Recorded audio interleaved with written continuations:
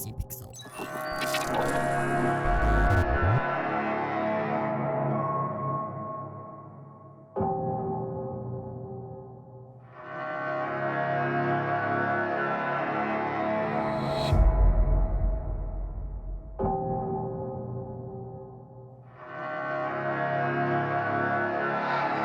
During my time with the experience-developed horror adventure Deathmark, I commended the game for its immersive atmosphere and overall story, so it was easy for me to be excited after hearing that the second entry in the series would release in the West. When creating a horror adventure, it's crucial to improve on elements and features to keep the player on their toes. Thankfully, the horror adventure found in Spirit Hunter NG does not disappoint in this department.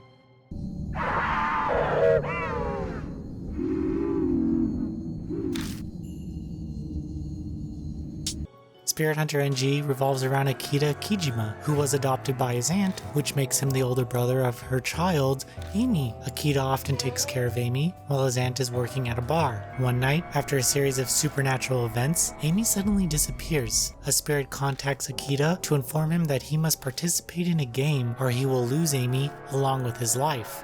Luckily for Akita, he has a good group of friends to keep him level-headed and focused on the goal. Together, they have to face several ghosts and dangers to bring Amy back. While the premise of spirits causing deaths around town is similar to the predecessor, NG presents a few new elements that make it entirely different. Even though the Deathmark doesn't plague Akita, he still has a time limit to complete tasks. The big difference here is that the protagonist doesn't suffer from amnesia, and his motivation is the safety of his little sister without much of a care for his well-being. A new feature to the series is that you can interact with the characters by choosing different facial expressions. These responses have an impact on your relationship with the cast and receive some mixed responses from them. That said, Akita is your typical bad boy and gets displayed as such very often throughout the game. The gameplay is pretty much the same as in Deathmark. The investigation portion of NG plays out like a first-person dungeon crawler where the player must investigate the environments and solve puzzles. During exploration, interacting with particular objects executes a new feature known as Blood Mentry, which is similar to Psychomentry, but Akita must touch blood for it to work. Doing this lets him view moments left inside of these objects. I felt this helped the reader understand the spirits even more because you get to see things from their perspective.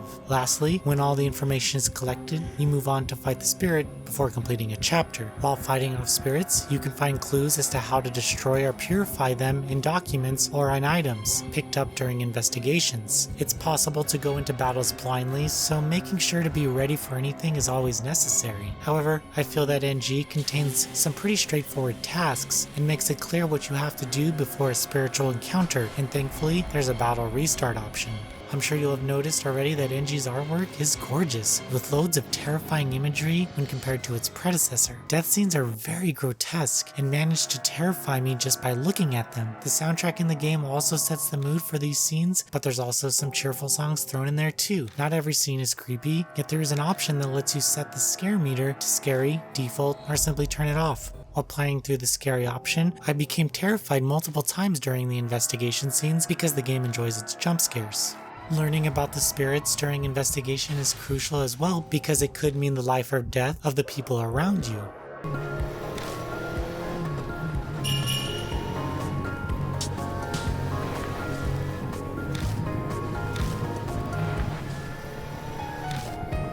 NG is an excellent follow-up game in the Spirit Hunter series and improved a lot compared to its predecessor. The game follows new exciting features that allow you to interact with the characters more and become closer to them. That said, NG is a scary and atmospheric game that managed to surpass my high expectations of the Spirit Hunter series. For that, I couldn't recommend it more. Noisy Pixel is giving Spirit Hunter NG a 9 out of 10.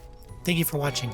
Noisy Pixel is run by a group of gamers who work hard to deliver news, reviews, previews, and more. Please subscribe to keep up with all our future content.